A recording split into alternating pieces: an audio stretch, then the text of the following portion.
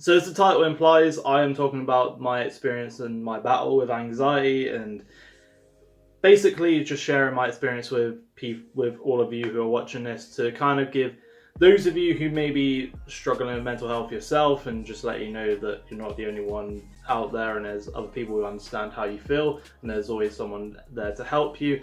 And also just to give some of you just a bit of an insight of what it's like dealing with something like anxiety. But I want to say as well, anxiety is something that affects everyone. It could be big for some people, it can be small for other people, it could be mediocre for some people.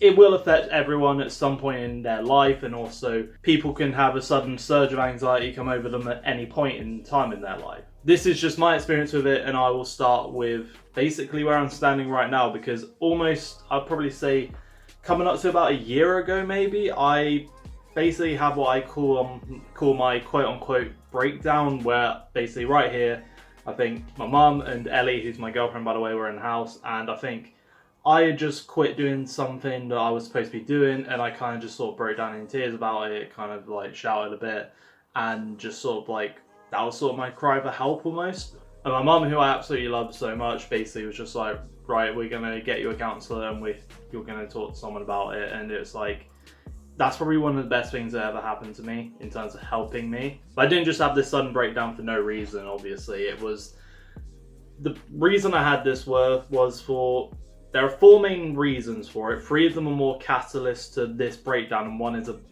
overall main reason for my overall anxiety, which was taught to me, and kind of, I sort of knew it in the back of my head, like with my anxiety and why it was happening.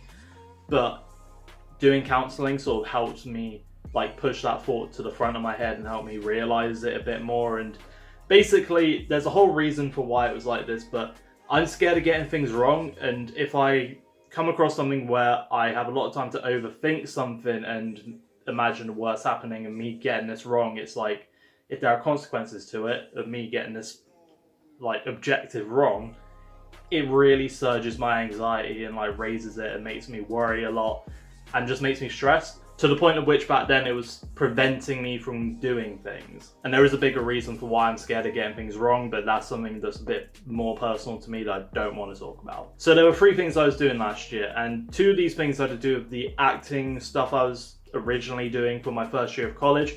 College had just wrapped up at this point, okay? So I was looking to try and improve and become better and sort of put myself out there a bit more in terms of my acting stuff, and this basically meant that, one, I was able to get a interview sort of thing to do a radio show type deal. It was basically a reenactment through audio of a World War II story from some World War II vets, and the other thing was also, I think, World War II based, and that was like an actual like stage theatre show that my friend who was on the same course basically set up his own production thing, and basically had auditions, and I just went along for it and did get parts in both of these things. But for a similar reason for both of them, it was generally just a thing of, I was scared of messing it up and didn't really want to, like, I didn't want to mess anything up pretty much. And also, one of the things that you need to understand as well is, if there is a situation where I have time to overthink and like scared of getting anything wrong, whatever, it's like, if there is a backdoor out, my brain will somehow find a way to get there.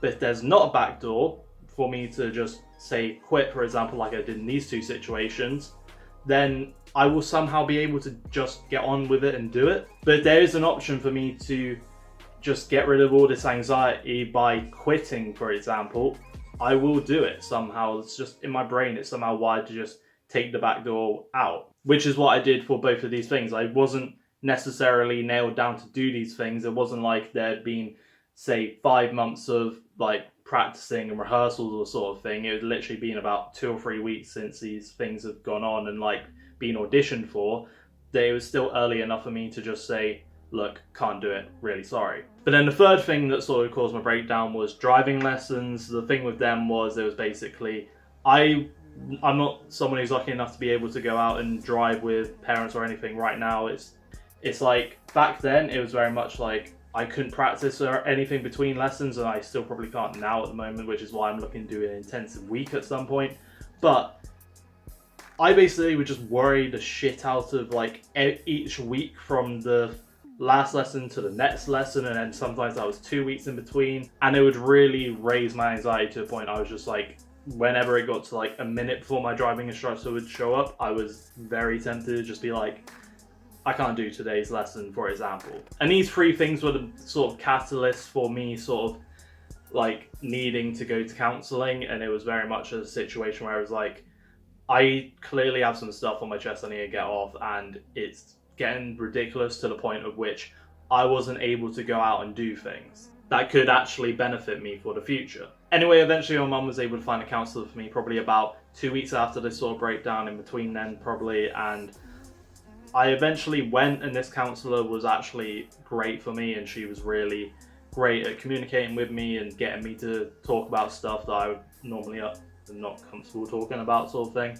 But I will tell any of you who are sort of like wondering what is counselling like, or even if you think that you would benefit from going, and honestly I would generally say that pretty much 99% of people would benefit from going to counselling. It's like such a great help, because I think us as humans, we don't like to say the wrong thing around the wrong people, and sometimes that like that whole thing with truth can hurt sort of thing, and like sometimes you shouldn't say something to people. It's very contrasting things, and it's like being able to sit down with a counsellor, it helps you stop holding all that information in, and it can sort of help you as a person sort of be better. And not even just like holding stuff in, like holding stuff in is something I think a lot of people do, and it's like, I'm not sure how to put it, it's just like, it's really good to just sit down with someone where you are going to say something to them that may be bothering you, may be affecting you and causing negative damage to you in terms of your mental health or even your physical. And there aren't really any repercussions for anything you say. You can just sort of say it and they will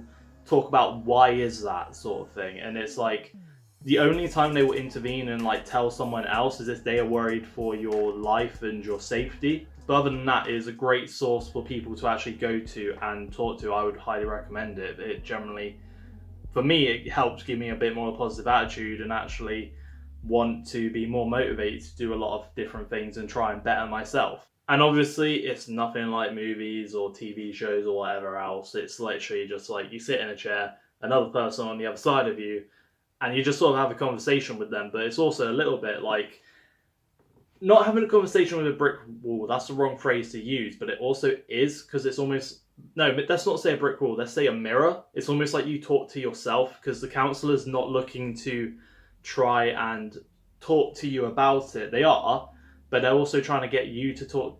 It's almost like they're trying to get you to talk to yourself about the situation in your head, and they don't want to tell you what's wrong.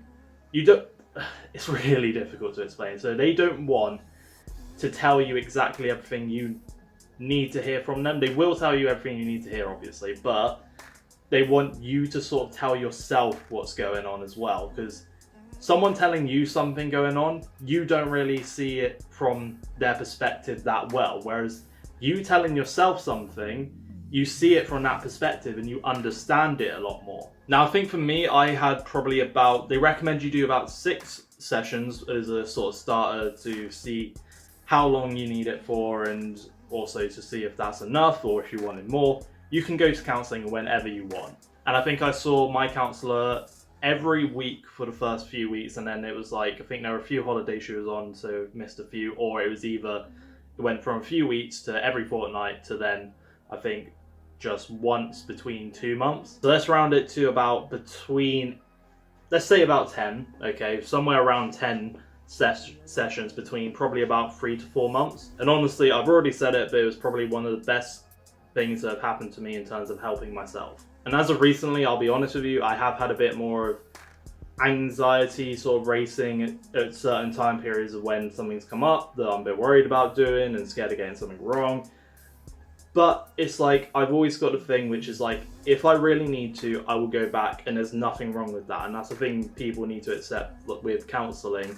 Just because you need counselling doesn't mean there's anything majorly wrong with you. You're human. We all have mental health issues at some point or some stage. And that's one of the things that people need to understand. Just because you go to counselling doesn't mean there's anything different or wrong with you. It just means that you are willing to get help. pretty much, which a lot more people should feel open to do. And one of the things you'll learn is your mental health isn't ever going to go away, okay? Like, whatever's wrong with it, not going to go away, but counselling is a great way to help with dealing with it, I would say. Anxiety itself, you know how anxiety feels. That's the thing. It's like you're worried, you're scared, you're stressed about doing something or seeing someone, I don't know what else situation to put it in. Everyone knows what anxiety's felt like at some point in their life, but it's like there is a point in time where sometimes it can affect you, which it did to me, to a point where it's like it stops you from doing something, and that is kind of scary in a way. It's like just this whole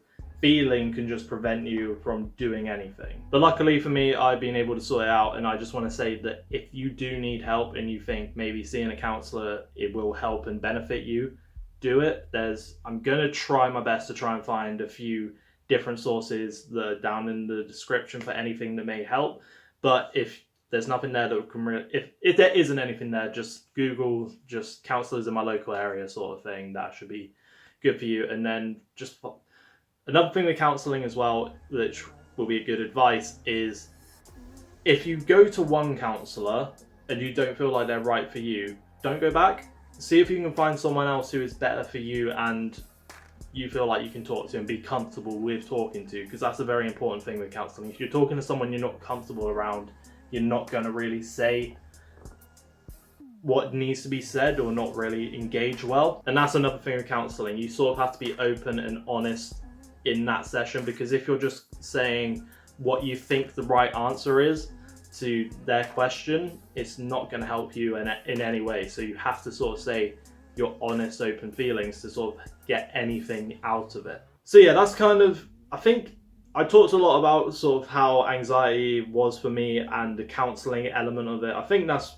all I really need to say, really. But it's like, I just wanted to sort of say that if you do need help, it's okay to ask for help, and it's like there's plenty of ways to deal with it. Like, my way was counselling, and I'm sure there are different ways of doing it, but this was sort of like how I helped battle my anxiety and why it came up and everything like that. So I hope this kind of give you a bit more insight to me. It's maybe also giving you a bit more information about mental health, and it may have helped you in terms of actually wanting to get help. I don't know, but that's always okay if you want to get help. But anyway, I'm going to wrap it up there. It's probably gone on a bit long enough. But anyway, I've been Ollie Rodriguez. Hope this video has been some help or interesting to watch, whatever. Anyway, if it was, leave a like and also subscribe, because I would really appreciate that. I'm trying to grow the channel a bit more. And I've been Ollie Rodriguez, so I will see you later.